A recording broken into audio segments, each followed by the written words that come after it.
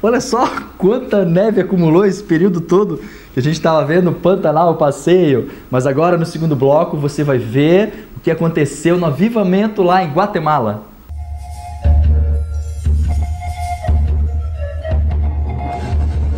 Many cite Almolonga as a world-class example of community transformation. It may very well be. As many as 8 out of 10 residents now consider themselves born-again Christians. But it hasn't always been like this. Just 20 years ago, Almolonga was a dark and dangerous place. Suffered from poverty, violence, ignorance, and besides that, alcohol was the main problem. If you would go to Almolonga 20 years ago in the morning, 7 a.m., and walk the streets of Almolonga, you would have encountered many men just lying on the street because they were totally drunk. We had many jails because there were so many problems. Chief of Police Donato Santiago recalls that people were always fighting. Officials built 4 jails, but even they couldn't contain the problem. Overflow prisoners were routinely bused to a nearby city. Domestic violence was especially pronounced. Pastor Mariano Riscaje, one of the key leaders of Almolonga's spiritual turnaround, has similar memories. I was raised in misery. My father sometimes drank for 40 to 50 straight days.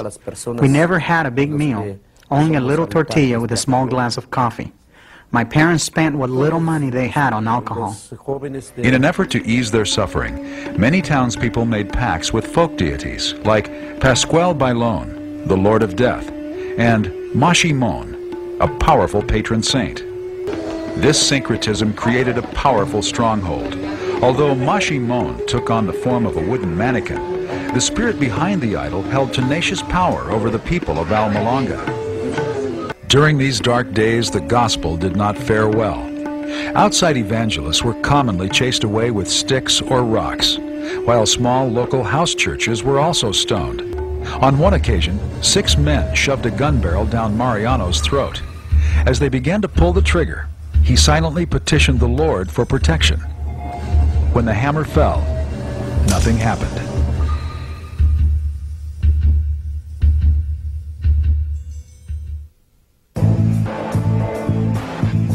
Delivered from death, Pastor Riscaje called his small flock into prayer. It was time to break the stranglehold of violence, superstition, and poverty. As the intercessors lifted their petitions heavenward, they were filled with a supernatural faith. We told the Lord, it is not possible that we could be so insignificant when your word says we are heads and not tails.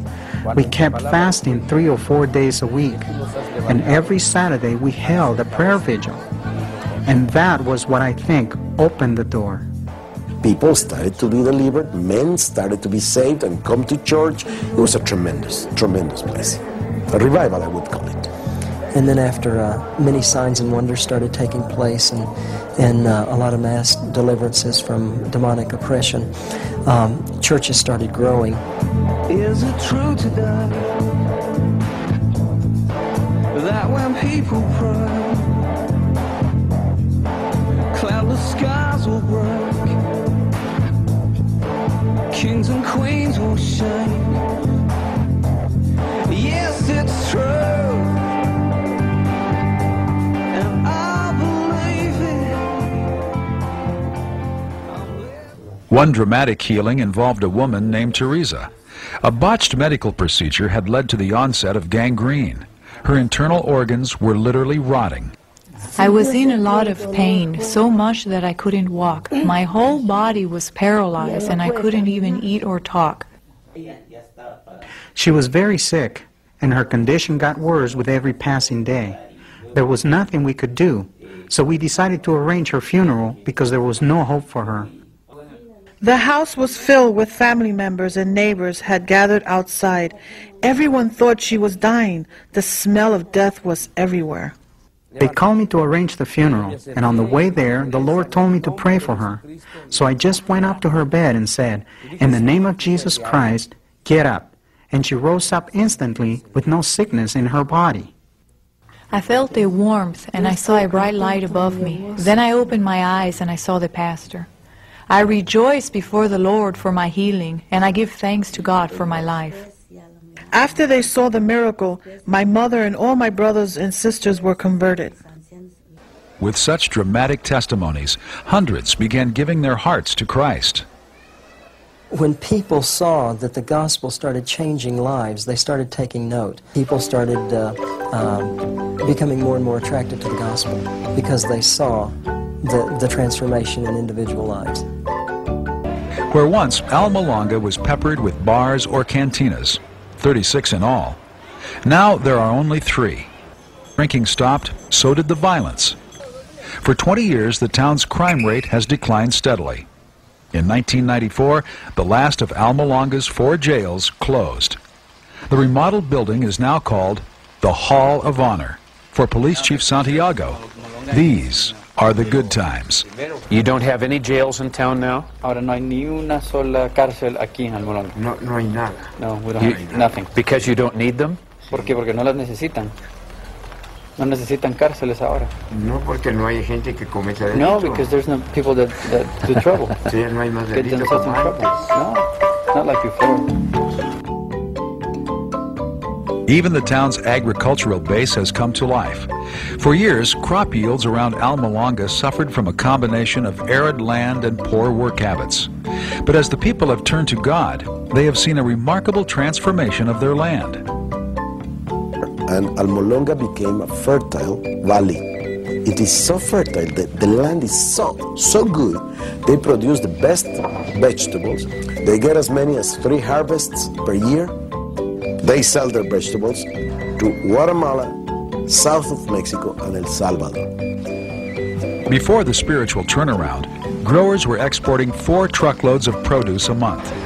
Now they leave town 40 times a week. Nicknamed America's Vegetable Garden, Alma Longa's produce is of biblical proportions. You have to see them to believe. A beet is 4.5 pounds. A carrot is this size. It is just unbelievable. It's bigger than my heart. Is that big? Bigger than my heart. Oh. It's the greengrocer of Almolonga. Intrigued by the dimensions of these vegetables and the town's 1,000% increase in agricultural productivity, researchers from the U.S. and other foreign countries have come to Alma Longa to learn their secret. But the answer is not what they expected. The wisdom that God gave the farmers in Alma Longa produced better crops than the scientific methods yielded. And the farmers constantly give the glory to the Lord for producing the bountiful harvest. Once people were set free, they started working. Once they began to work, they gained financially. They started working the land better, and the land started producing better.